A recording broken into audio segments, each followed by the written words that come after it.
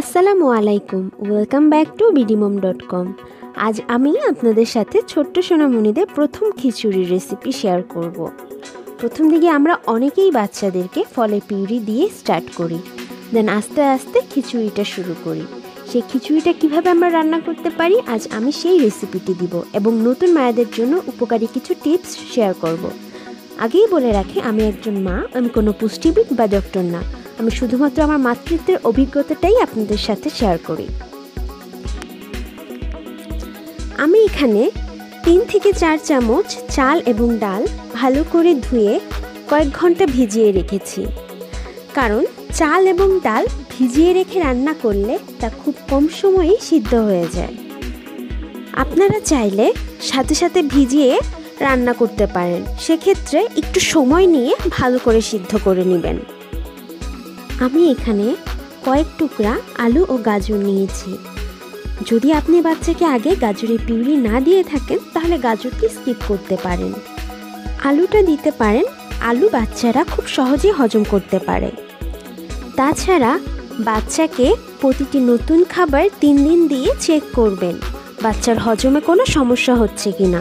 যেহেতু বাচ্চার প্রথম দিকের সলিড খিচুড়ি, তাই আমি এতে হলুদ ও তেল ব্যতীত অন্য কোনো মশলা ব্যবহার করিনি।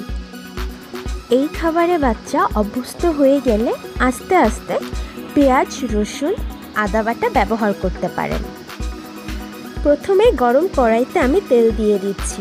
আমি এখানে ছোট একটি চামচে করে সব উপকরণগুলো দিব, কারণ যেহেতু বাচ্চা প্রথম খিচুড়ি তাই সব উপকরণ অল্প পরিমাণে নিতে হবে, তাই ছোট চামচে নিলে পরিমাণ করতে সুবিধা হবে। আমি এখানে 2 থেকে 3 চামচ চাল অ্যাড করছি। আমি সিদ্ধ চালটি নিয়েছি। সিদ্ধ চাল বাচ্চারা খুব সহজে হজম করতে পারে। অনেকেই বাচ্চার প্রথম সুজি বা খিচুড়ির পোলার চাল দিয়ে শুরু করেন, কিন্তু পোলার চালে বাচ্চাদের কনস্টিপেশন হয়, তাই সিদ্ধ চালটা নেওয়াই বেটার। এরপর 1 চামচ মুগের ডাল দিয়ে দিচ্ছি। আপনারা এখানে মুগ কিংবা মসুর যে কোনো একটি ডাল ইউজ করতে পারেন। এরপর এতে সামান্য পরিমাণে হলুদ অ্যাড করব। আমি এতে কয়েক টুকরা আলু এবং গাজর অ্যাড করব। আমি একটু বড় করে টুকরো করে নিয়েছি, তাতে আমার ম্যাশ করতে সুবিধা হবে। আপনারা চাইলে আরও ছোট করে টুকরো করে নিতে পারেন।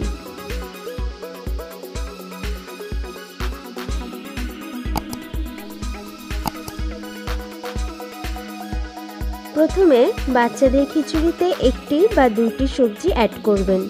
অতিরিক্ত আইটেমের সবজি প্রথমেই দিবেন না। চাল, ডাল এবং সবজিগুলো কিছুক্ষণ ভেজে নিতে হবে। আমি আমার বাচ্চার প্রথম সলিডে কোনো ধরনের লবণ ইউজ করিনি। আলহামদুলিল্লাহ, উইদাউট সল্ট আমার বাচ্চা খাবারটি অ্যাকসেপ্ট করেছে। আপনারা প্রথমে লবণ ছাড়া খিচুড়ি রান্না করে দেখবেন বাচ্চা খায় কি না।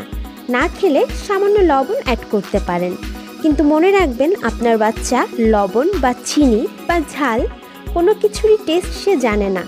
তাকে যে খাদ্যাভ্যাসে আপনি তৈরি করে দিবেন সে সেটাতেই অভ্যস্ত হবে। এরপর আমি এতে পানি অ্যাড করে দিব। একটু বেশি পরিমাণে পানি অ্যাড করবেন যাতে ভালোভাবে সিদ্ধ হয়। এই পর্যায়ে চুলার আঁচটা মিডিয়ামে রেখে ঢাকনা দিয়ে ঢেকে দিব। কিছুক্ষণ পরপর ঢাকনাটা উঠিয়ে একটু নেড়েচেড়ে দিবেন, নতুবা তলায় লেগে যেতে পারে। বাচ্চা নতুন খাবার খাওয়ানো নিয়ে একদম দুশ্চিন্তা করবেন না।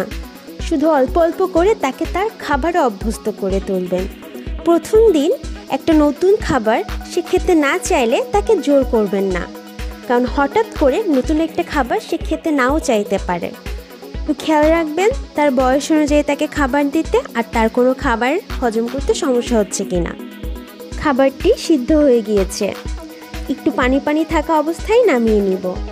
আমি এবার একটি ডাল ঘুটনি দিয়ে ভালো মতন ম্যাশ করে নিব। চেষ্টা করবেন বাচ্চার খাবার ব্লেন্ড না করার জন্য। একবার বাচ্চার ব্লেন্ড করা খাবার খাওয়ার অভ্যাস হয়ে গেলে পরবর্তীতে সে ব্লেন্ড ছাড়া খাবার খেতে চায় না।